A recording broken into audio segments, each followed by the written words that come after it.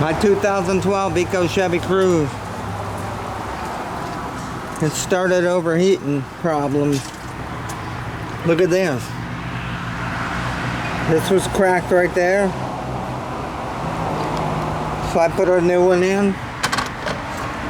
Then we find this. Look at this. Why would they use that plastic? The radiator hose hooks into that. Here's the new one right here. It's crazy the way they did that. It's cheap plastic, it just breaks. That's the new one. 36 bucks. 35 something it was.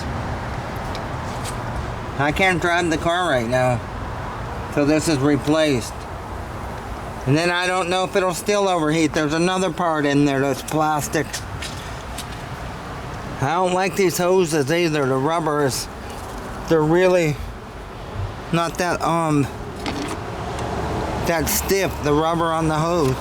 They squeeze real easy. They need replaced. The one hose is $44. The other one's $34. It's crazy all the things that happen all at once. I'm just glad that I didn't go to that band show in Ormond Beach. It was Saturday. It was 170 miles away each way. The car would have never made it. I knew something was not right when I went to the flea market on Sunday. It started having problems overheating. And that's not even 5 miles from my house. The car's been a good car.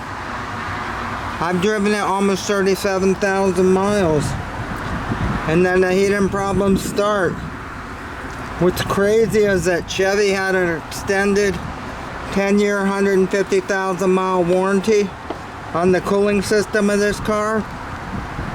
I took it in at 148,000. I think they wanted to charge me to look at the car to see if it had the heating problem. And I didn't want to pay. And I left mad. Now all the stuff's going wrong that they would have fixed for free. They would even did the water pump for free. Probably $1,200 worth of work. Just because I was stubborn and didn't want to pay them to look at it. When it's under warranty, I shouldn't have had to pay to look at it. So now I'm on my own trying to fix it. At least one thing good about Chevy, the car's supposed to overheat at 240 to 250, but I think it overheats before it really gets hot, because when it overheated on me, all it came on was the engine light. It never steamed or nothing like a regular older car would steam. So I think that's maybe a way to save the car's engine and not overheat and blow the head gasket. Because if I would have hurt the motor when it overheated, it would not run right, and it'd be losing power, and it'd be blowing smoke out the tailpipe. I want to get it all back together and run it right. I don't want any problems. I'm glad this didn't happen when I first got it, when I went to Tennessee in it.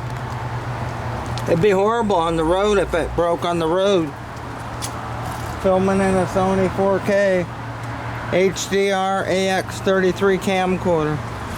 Sony calls it a handy cam.